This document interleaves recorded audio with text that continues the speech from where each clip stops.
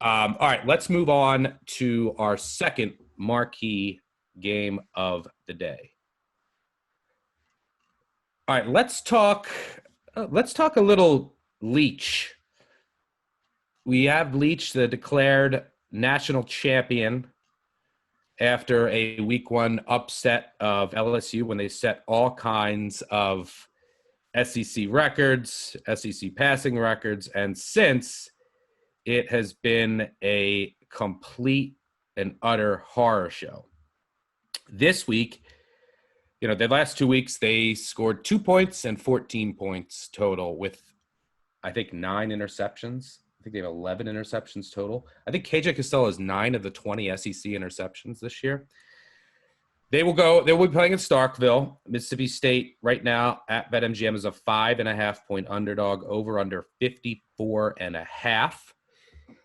When I look at this game, I think, I was on Mississippi State week 1. I faded Mississippi State week 2. I faded Mississippi State week 3. And now I'm going back to Mississippi State. So this is a team that's treated me well.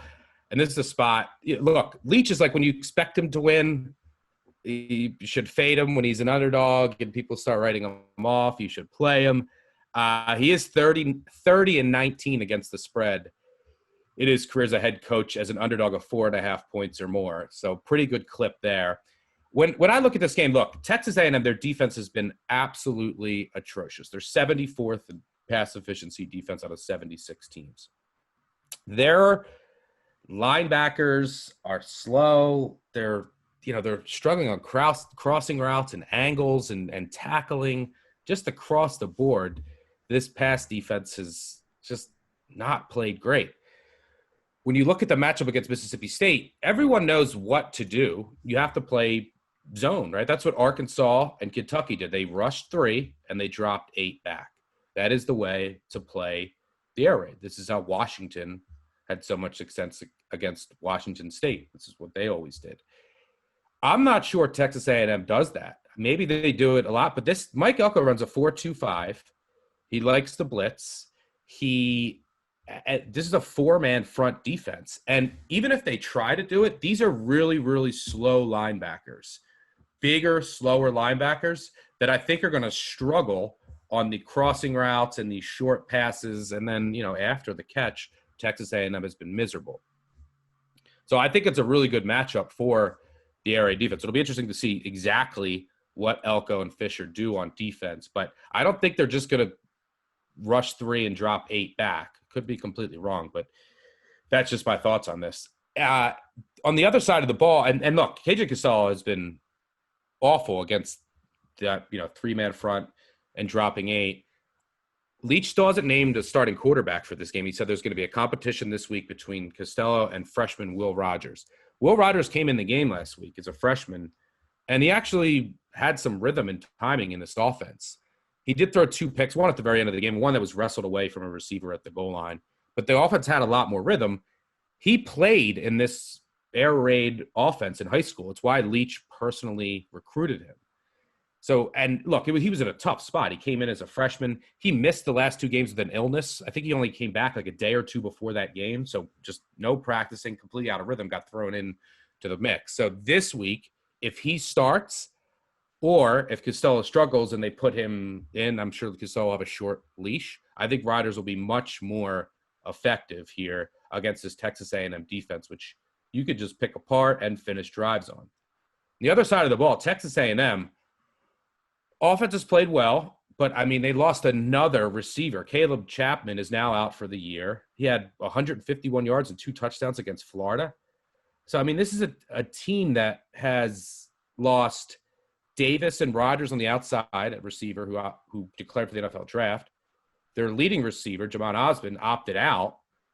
So basically they've lost 3 starting receivers from last season and 3 more potential starters and tight end Baylor Cupp to injuries this year. It's crazy. And the one very bright spot over the past 3 weeks has been the Mississippi State defense playing extremely well. Held Kentucky to 150 total yards last week. That defensive front is playing well, and that's been the surprise of Mississippi State. So I think they can keep this Texas A&M offense in check. And Mond has just never played that well away from Kyle Field. His road splits are compared to his home splits are really bad. So I think this air raid, whether it's Costello or now Rodgers, with more time to prepare, they can have some success against this Texas A&M defense, whether they drop 8 or not. I don't think they're going to just do that all throughout the game, which benefits Mississippi State. So I think this is a good spot to buy Mississippi State low, sell this Texas A&M team on the road after a big win over Florida. What do you think here? I don't think there's anything much more for me to add. I have a write-up coming out on Friday on Action Network, and I have Texas A&M, Mississippi State, and I took Mississippi State for all the reasons Stuckey just said, for the 4.25 that Elko runs, for linebackers that weigh over 240 pounds that can't seem to defend anything in pass coverage. KJ Costello, or whoever the quarterback's going to be, is going to be able to get everything short, and then eventually they'll be able to get something long. There is, I will say this to tease my article a little bit more, there is a passing map in there about where teams are having the most success throwing against the Texas A&M defense.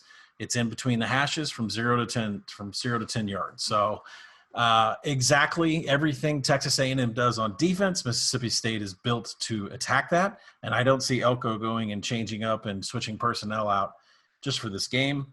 I think we should keep an eye on the crowd. I mean, Dan Mullen made a big deal about how many people were actually in the stadium to watch Texas A&M home game.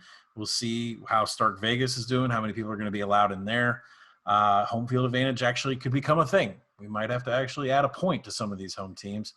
I'm going to throw a little bit of a shout into the under here. I actually do kind of like the under. These two teams are atrocious in finishing drives.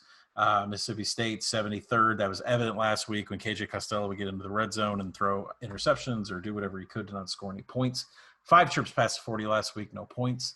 Texas A&M, they're not much better. 63rd in offensive finishing drives, and both these defenses rank better than that. Texas A&M is slow, 67th in seconds per play. So I agree with everything Stuckey says, and that's the reason why I'm going to be on the Mississippi State side. And I'm going to throw a shout into the under, although I do project it a little bit higher than what's on the market. Probably won't be like a high dollar play for me, but I do think that there's going to be a struggle to get points up on the board because that's what these two teams have done once they've crossed the 40-yard line. Well, it's good to hear that you agree. Yeah, I took some 6. I took some 7 juiced earlier in the week. I think this game's going to go right down to the wire. And, yeah, I mean, Colin and I just see what he puts in on the app. And that's about it. Just we don't really share thoughts or talk before the podcast. I think that's what makes it so enjoyable, at least from my perspective. I am biased, but we just come in here with our thoughts. Sometimes we agree, sometimes we disagree. But there's no groupthink or anything like that. So it's nice to hear that you had the same exact take. I actually was going to write this game up, but Colin already wrote it up. So it sounds like the write-up would have been exactly the same. And look, this Texas A&M defense, we've always talked about this. They don't give up like a ton of really explosive deep passes under Elko, although they have this year. I mean, they played Alabama. Everyone's going to do that against Alabama and Florida. But that's not this. Yeah, this year their secondary just lost. It's way more lost than I would have thought. I mean, they played Florida and Alabama, which might be the two most electric passing attacks in the nation. But generally speaking, that's one of their strengths. But that's not what the air raid really does, right? They're vulnerable underneath on these crossers. And I think that's where Mississippi State's going to live. And Texas A&M's not a big havoc-creating defense, right? So maybe the turnover issues for Mississippi State won't rear their ugly head here. Yeah, and you also mentioned the total with the under. I was conflicted there. I actually leaned over a little bit because I think that Mississippi State's going to have success moving the ball. And Mond will get his, but look, Mond on the road, and now he loses another weapon. And Texas A&M is a snail, right? They're one of the slowest teams in the country. So I think the total is a pass for me.